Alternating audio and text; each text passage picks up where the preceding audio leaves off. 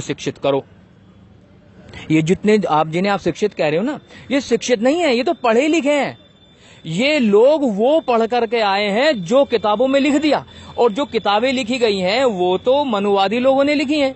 आप ये बताओ, किताबों में भगत सिंह मिल जाएगा, उधम सिंह नहीं मिलता। आपको किताबों में राष्ट्रपिता गांधी मिल जाएंगे, राष्ट्रपिता ज्योतिबा फूले नहीं मिलते। आपको जब आप पढ़ोगी तो उसमें आपको रानी लक्ष्मीबाई मिल जाएगी, लेकिन झलकारी बाई मिलेगी नहीं। तो इसका मतलब क्या हुआ, जो हमारे समाज के महापुरुषों की विचारधारा थी वो पुस्तकों में उपस्थित नहीं है।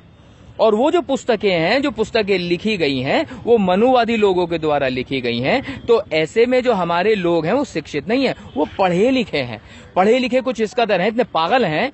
देखो क्या लिखा और इन्होंने क्या पढ़ा। पढ़े लिखों की बात बताता हूं, जो मूर्ख पागल पाखंडी। किताबों में लिखा कि एक राजा थे, उनका नाम था राजा जनक। राजा जनक के यहाँ कोई भी संतान नहीं थी, तो राजा जनक को ऋषियों ने कहा कि अगर राजा रानी मिलके दोनों हल चलाएंगे तो इन्हें संतान की उत्पत्ति हो जाएगी। तो इन पढ़े लिखे से पूछो कि हल चलाने से संतान उत्पत्ति होती है कभी? उन्होंने मान लिया नहीं, ये ठीक बात है, एकदम सही कह रहे हैं। और राजा रानी हल चलाने लगे। अब वो हल चला रहे थे, हल चलाते चलाते वो हल एक जगह अटक गया। बड़ा जोर लगाया, हटा ही नहीं।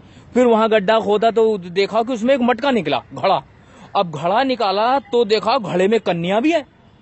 अब घड़े को फोड़ के कन्या निकाल ली और उस कन्या का नाम रखा गया सीता। और जितने भी ये पाखंडी पढ़े लिखे घूम रहे हैं, इन सब लोगों ने स्वीकार कर लिया। लेकिन मैं तो पागल हूं ना, मेरी बुद्धि में नहीं आया। मैं अपने आप से सवाल पूछ रहा हूं कि बच्चे अब खुदाई में निकलेंगे?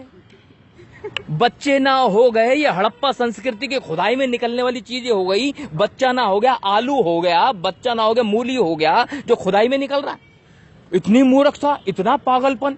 ऐसे ही ये वो है जो इन्होंने लिख दिया और हम लोगों ने पढ़ लिया। ये बाकायदा लिखी हुई है किताबों में, इन मूर्खों ने लिखी है। एक कहानी और लिखी इन्होंने। एक ऋषि हुआ करता था, उसका नाम था ऋषि दुर्वासा। अब वो कुंती जहां रहती थी, कुंती राजा की बेटी थी, तो आए वहां, तो कुंती ने बड़ी सेवा करी उसकी।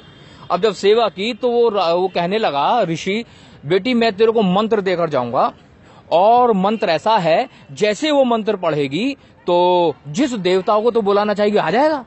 तो ठीक है साहब, दे दो। उसने मंत्र दे दिया। अब किसी को कोई नई चीज मिले तो बड़ा खुश होता है, उसका इस्तेमाल करके देखे। नया मोबाइल आए तो मन करता है बार बार उसके बटन दबाए, तो उसे भी नया मिल गया वो। अब उसने वो मंत्र पढ़ दिया। मंत्र क्या पढ़ गया, वो तो ऐसे स्मार्टफोन हो गया कि विजेट खुल गए। बताओ कौन से देवता को बुलाना है? इंद्र को बुलाना है, वायु देवता को बुलाना है, वरुण को बुलाना है। अब उसने गलती से सूर्य देवता को बुला लिया। अब सूर्य देवता वहां प्रकट हो गए। सूर्य देवता आकर कह रहे, मतलब सूर्य, ये जो सूर्य दिख रहा है, सूर्य वहां पर आगे कह रहे हैं बता बेटा क्या चाहिए। नो जी भाऊजी, मैं तो वैसे ही बुला रही थी, मैंने तो वैसे ही मंत्र पढ़ना, वैसे कुछ नहीं। अब तो मैं आ गया, मैं तुम्हें कुछ दे के जाऊंगा। कहूँ देखो साहब, दे के क्या जाओगे, मुझे तो माफी कर दो, गलती हो गई मुझसे। कि नहीं, मैं तो ये पुत्र दे करके जाऊंगा। ओ भैया, ओ भाऊजी, मेरी तो शादी भी नहीं हुई, तो मुझे पुत्र तो क्या कैसे? अरे इंतजाम सब हो जाएगा। उसने ना जाने कौन सा मंत्र पढ़ा, सूर्य देवता ने ना जाने कौन सा, मतलब कौन सी औषधि लगाई, एलोपैथिक लगाई, होम्योपैथिक लगाई, ईरानी के साथ यूनानी भी पेल दी, और कुंती के कान में से एक बच्चा पैदा हुआ, कान में से। और उस बच्चे ने कवच और कुंडल पहन रखे थे और उसका नाम रखा गया कर्ण।